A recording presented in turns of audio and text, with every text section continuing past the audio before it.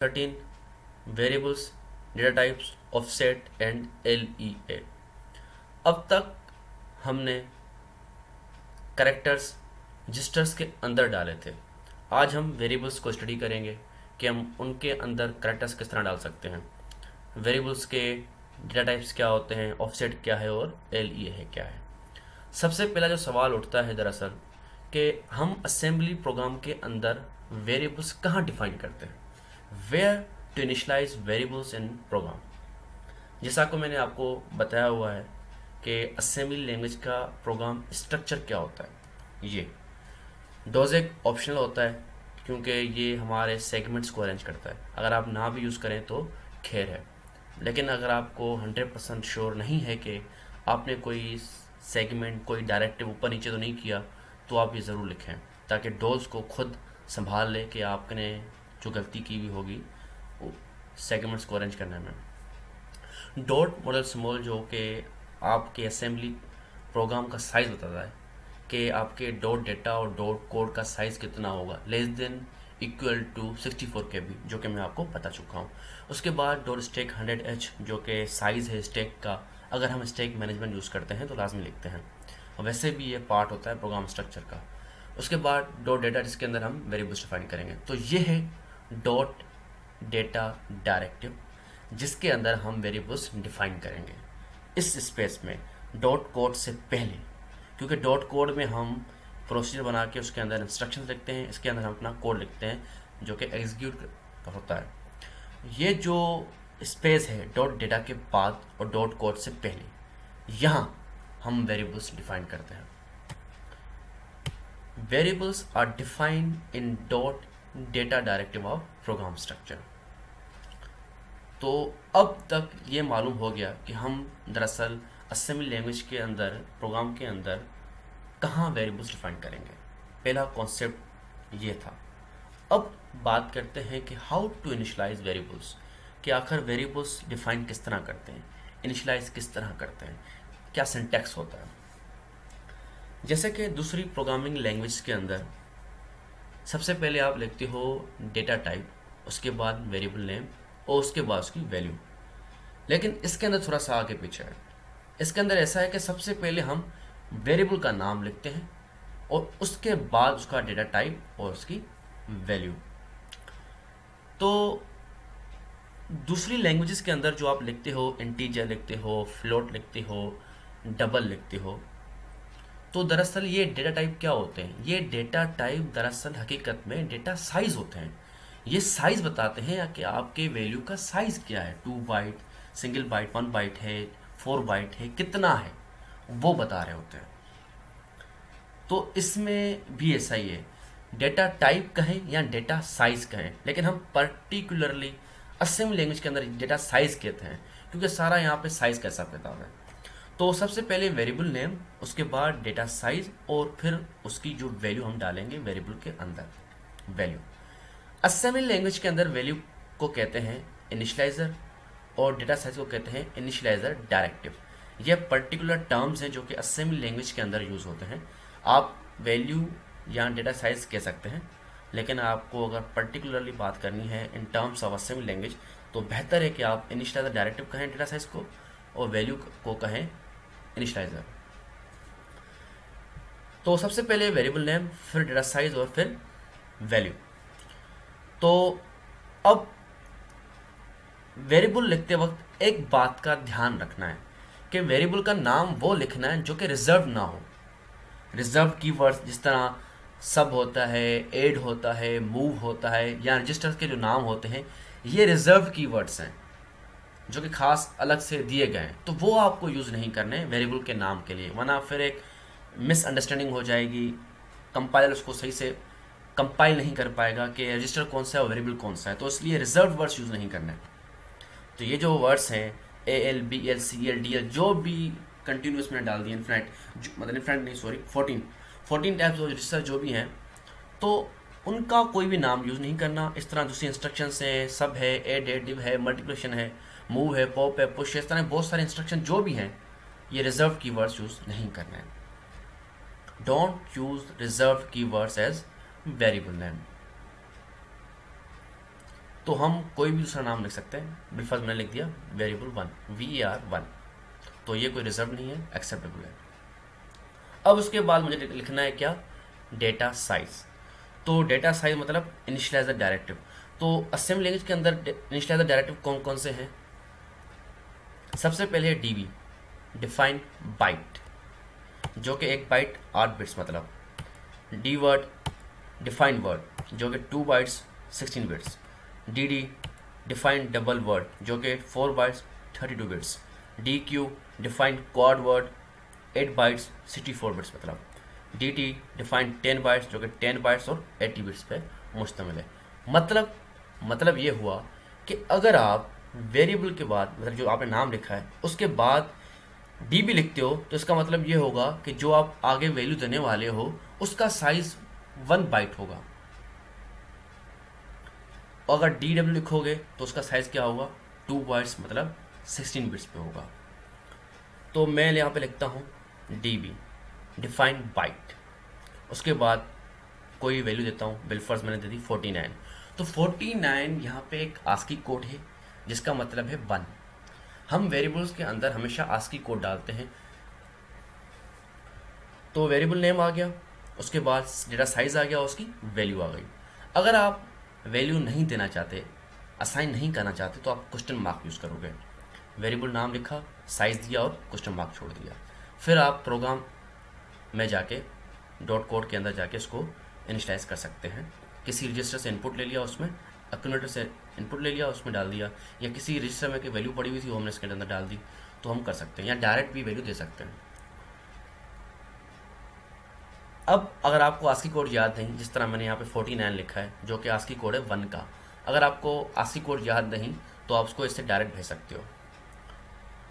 Code लगा के, ये जो कॉमास हैं, इन्वर्टेड कॉमा ऊपर, ये लगा के आप इसके अंदर कोई वैल्यू लिखोगे तो जा सकती है।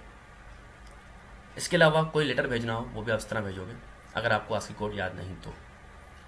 और स्ट्रिंग मतलब कलेक्शन ऑफ कैरेक्टर्स भेजना हो तो आप यूँ भेजोगे, नंबर्स का हो या लेटर्स का हो, दोनों इसी तरह जाएंगे। अब इसके एंड में देखें क्या है, डॉलर। तो दरअसल डॉलर क्या है, डॉलर दिखा रहा है कि हमारा स्ट्रिंग कहाँ पे टर्मिनेट हो रहा है, कहाँ ख़त्म हो रहा है। क्योंकि देखें 1 2 3 5 4 नंबर हैं, मतलब ये भी एक बाइट है, ये बाइट, ये बाइट, ये बाइट, 4 बाइट, और एक डॉलर खुद 5 बाइट, 5 बाइट्स का नंबर है। अब रैम के अंदर फ्रेम्स लिए गए, पहले फ्रेम में 1, दूसरे फ्रेम में 2, तीसरे फ्रेम में 3, चौथे फ्रेम में 5, पाँचवें फ्रेम में डॉलर। तो अब हमें पता चल गया कि हमें कहाँ तक प्रिंट करना है। अगर डॉलर ना हो तो हमें पता कैसे चलेगा कि हमारा स्ट्रिंग कहाँ जाके ख़त्म हो रहा है। तो इसलिए स्ट्रिंग ज़रूरी है, ये टर्मिनेटर है, एंड पॉइंट ऑफ स्ट्रिंग, ये हमेशा यूज़ करते हैं। Dollar must be use in end of string, her string लाजमी है कि वो डॉलर से एंड हो ताकि पता चले कि आपका स्ट्रिंग कहाँ ख़त्म हो रहा है। तो हम वेरिएबल्स तरह डिफाइन करते हैं। तो अब हम इसको प्रोग्राम में बना के देखते हैं कि किस तरह हम इसको यूज़ करेंगे, तो किस तरह एक्सेस करते हैं। तो अब इनको प्रोग्राम में बनाने से पहले ज़रूरी है कि आप सबसे पहले क्या करते हो, प्रोग्राम स्ट्रक्चर बनाते हो, जो कि अब तक मैं आपको बताता आया हूँ। तो हम सबसे पहले प्रोग्राम स्ट्रक्चर बनाते हैं। बना दिया डॉजेक डॉट में small dot stack 100 data dot code, उसके अंदर प्रोसीजर, और उसको फिर एंड कर दिया। अब इसके अंदर हम क्या करते हैं, वेरिएबल्स डिफाइन, और यहाँ पे हम इंस्ट्रक्शन लिखते हैं, अपनी एग्जीक्यूटेबल इंस्ट्रक्शंस लिखते हैं। तो मैं एक वेरिएबल डिफाइन करता हूँ, वेरिएबल 1 var1 db1, मतलब var1 नाम है वेरिएबल का जिसके अंदर 1 पड़ा हुआ है, और var2 जिसके अंदर कुछ भी नहीं पड़ा हुआ, अनसाइंड है, मैं इसको बाद में डिफाइन कर सकता हूँ। इस तरह var3 जिसके अंदर मैंने एक स्ट्रिंग लिया हुआ है, इसको कैसे एक्सेस करूँगा वो देखते हैं। अब देखें वेरिएबल तो डिफाइन हो गए, अब मुझे इनको क्या करना है, यहाँ पे एक्सेस करना है। कहाँ पे एक्सेस करना है, यहाँ पे। तो इसको अगर हम रैम के अंदर देखें तो क्या हो रहा है, ये देखें रैम है, रैम के अंदर डेटा का पार्ट है और कोड का पार्ट है। डेटा के अंदर जो वेरिएबल्स थे यहाँ पे जाएंगे, कोड के अंदर जो इंस्ट्रक्शंस होगी वो यहाँ पे जाएंगी। तो अगर मुझे इसमें से कोई वेरिएबल यहाँ पे एक्सेस करना है तो जाहिर सी बात है मुझे एड्रेस चाहिए होगा ताकि मैं उस एड्रेस पे जाऊँ, उसको उठाऊँ और फिर यूज़ करूँ। तो मतलब मुझे सबसे पहले क्या करना पड़ेगा, इसका यहाँ पे एड्रेस लाना पड़ेगा। तो मैं लिखूँगा move X comma 8 data. 8 data name of data directive है, जो कि एड्रेस जाएगा किसके अंदर, अक्यूमुलेटर रजिस्टर के अंदर है, क्योंकि अक्यूमुलेटर रजिस्टर ही एज ए इनपुट काम आता है, आउटपुट काम आता है।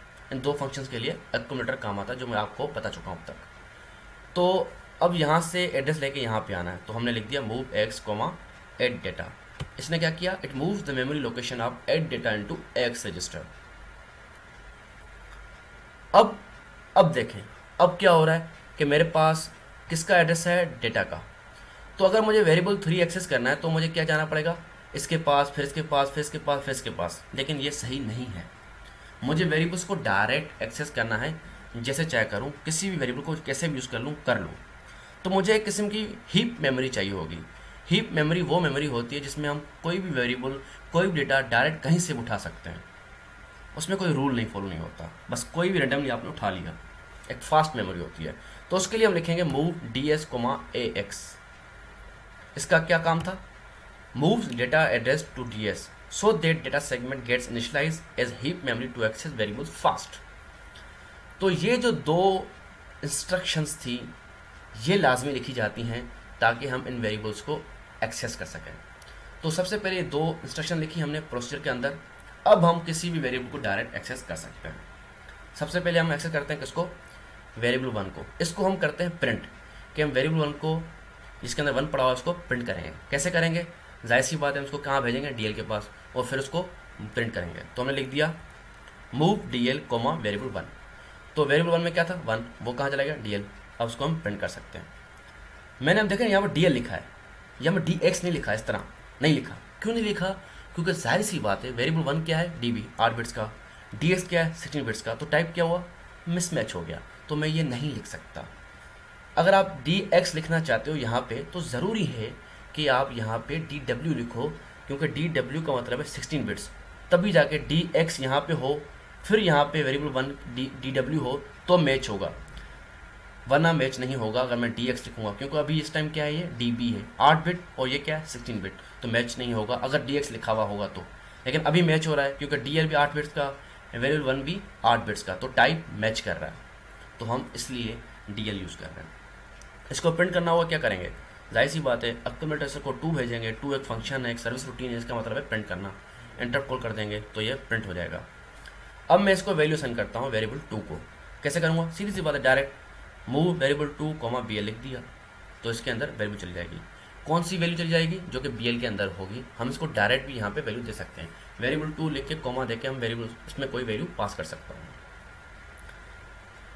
अब इसकी बात करते हैं, वेरिएबल 3 की बात करते हैं, जिसके अंदर एक स्ट्रिंग पड़ा हुआ है। इसको मैं कैसे एक्सेस करूँ, आप सोच रहे हो कि मैं ऐसे लिखूँगा move D L comma variable 3, ये सोच रहे हैं आप। देखें, अगर मैं ऐसे लिखता हूँ बिलफर्ज, तो क्या होगा कि देखें वेरिएबल 3 यहाँ पे गया, मतलब रैम के अंदर गया, पहला जो डिजिट था वो उसने उठाया, डीएल के पास भेज दिया, सिर्फ एक डिजिट भेजा है। जाहिर सी बात है, एक यूज़ किया हुआ हमने 8 बिट्स का, एक ही बाइट जाएगा। तो ये इंस्ट्रक्शन क्या करेगी, सिर्फ फर्स्ट कैरेक्टर फ्रॉम स्ट्रिंग भेजेगी। तो ये हमारे काम की नहीं है, नॉट फॉर स्ट्रिंग, ये हम यूज़ नहीं करेंगे। तो हम क्या यूज़ करेंगे फिर, इसको कैसे एक्सेस करेंगे, इसको कैसे प्रिंट करेंगे वेरिएबल 3 को, जो कि स्ट्रिंग है। उसके लिए हम क्या करेंगे, उसके लिए हम यूज़ करेंगे ऑफसेट। इस तरह move D X comma offset variable 3। Variable 3 जो नाम था वेरिएबल का, उससे पहले हमने लिख दिया ऑफसेट।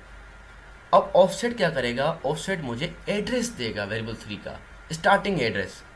मतलब स्टार्टिंग एड्रेस ने दे दिया, फिर मैं यहाँ पे जा सकता हूँ, यहाँ पे, यहाँ पे, यहाँ पे डॉलर तक ख़त्म कर सकता हूँ। मतलब एड्रेस के ज़रिए मैं यहाँ तक पहुँच सकता हूँ। तो मैंने ऑफसेट लिख दिया, और ऑफसेट जो एड्रेस आता है वो 16 बिट्स का होता है। तो इसलिए मैंने यहाँ पे क्या लिख दिया, डी एक्स, ताकि 16 बिट्स का एड्रेस यहाँ पे जा सके। इसलिए मैंने डी एल नहीं लिखा, डी एक्स लिखा, क्योंकि 16 बिट्स का एड्रेस होता है। ये इंस्ट्रक्शन क्या कर रही है, holds the beginning address of variable as 16 bits. अब क्या होगा कि मैं इसको प्रिंट कर सकता हूँ किससे, सर्विस रूटीन 9 से। और इस इंस्ट्रक्शन को मैं दूसरे तरीके से भी लिख सकता हूँ, इस तरह LEA DX वेरिएबल 3। अगर आप ऑफसेट नहीं यूज़ करना चाहते तो आप डायरेक्ट LEA यहाँ पे लिख सकते हो। ये क्या करता है? LEA load effective address.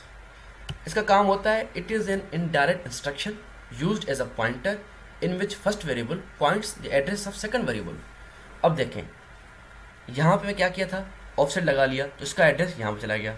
यहाँ पे क्या हो रहा है कि ये पहला वाला वेरिएबल दूसरे वाले वेरिएबल की एड्रेस को पॉइंट कर रहा है। तो बात दोनों में सेम है, दोनों एक्सेप्टेबल है, दोनों आप यूज़ कर सकते हो, दोनों में स्ट्रिंग हमारा एक्सेस हो जाएगा। इसको प्रिंट करना होगा तो हम लिखेंगे मूव एज 9 और एंटर खोल देंगे, क्योंकि 9 का मतलब क्या होता है? Search routine. कौन सा? स्ट्रिंग प्रिंट करने का। तो इससे स्ट्रिंग प्रिंट हो जाएगा। लेकिन इसके बाद आप यहाँ पे एक और इंस्ट्रक्शन लिख सकते हो जो कि एग्जिट होगी, रिटर्न टू डोज होगी, जो हम लिखते हैं मूव एज 4CH, फिर एंटर कॉल करते हैं ताकि वो हम वापसी आ जाएं डोज पे। तो कुछ भी नहीं था, सिंपल वेरिएबल डिफाइन करने के लिए हम सबसे पहले वेरिएबल नाम लिखते हैं, फिर डेटा साइज़ लिखते हैं जो कि मैंने आपको बता दिए कि DB लिखेंगे या DW लिखेंगे आप अपने सिस्टम के मुताबिक, अपने रजिस्टर के हिसाब से कि किस में कौन सी वैल्यू पास करनी है, फिर मुझे उस हिसाब से वेरिएबल यूज़ करना पड़ेगा। रिजर्व यूज़ नहीं करने वेरिएबल नेम के अंदर, वैल्यू डालनी है आपको आस्की कोड के अंदर या करेक्ट के अंदर डायरेक्ट भेज सकते हैं। स्ट्रिंग हमेशा डॉलर से एंड होगा। फिर मैंने आपको बताया कि डॉट डेटा के अंदर वेरिएबल डिफाइन करेंगे, डॉट कोड के अंदर दो इंस्ट्रक्शन ये लिखेंगे, move x data, move DS AX। दो इंस्ट्रक्शन लाजमी हैं ताकि आपके वेरिएबल यहाँ पे एक्सेस हो सकें। क्यों लाजमी है वो मैंने आपको बता दिया। उसके बाद क्या हुआ कि पहले वेरिएबल को मैंने DL के पास भेज के प्रिंट कर दिया, मूव DL वेरिएबल 1 लिखा और प्रिंट कर दिया। फिर दूसरे वेरिएबल को मैंने वैल्यू दे दी, मूव वेरिएबल 2 BL। BL के अंदर कोई वैल्यू पड़ी होगी वो जहाँ पे चली जाएगी। मैं इसको यहाँ पे डायरेक्ट कोई दूसरी वैल्यू दे सकता हूँ। और स्ट्रिंग प्रिंट करने के लिए हम क्या करेंगे, ऑफसेट या LEA दोनों आप यूज़ कर सकते हो, दोनों एक्सेप्टेबल हैं। और इनको प्रिंट करने के लिए, स्ट्रिंग को प्रिंट करने के लिए हम लिखेंगे 9, मूव एज 9, और फिर इस तरह प्रोग्राम एंड हो जाएगा। Thank you. अगले लेक्चर में हम छोटा सा प्रोग्राम बनाएंगे, डेटा के अंदर वेरिएबल डिफाइन करेंगे और उसको प्रिंट करेंगे। Thank you and yes, don't forget to subscribe.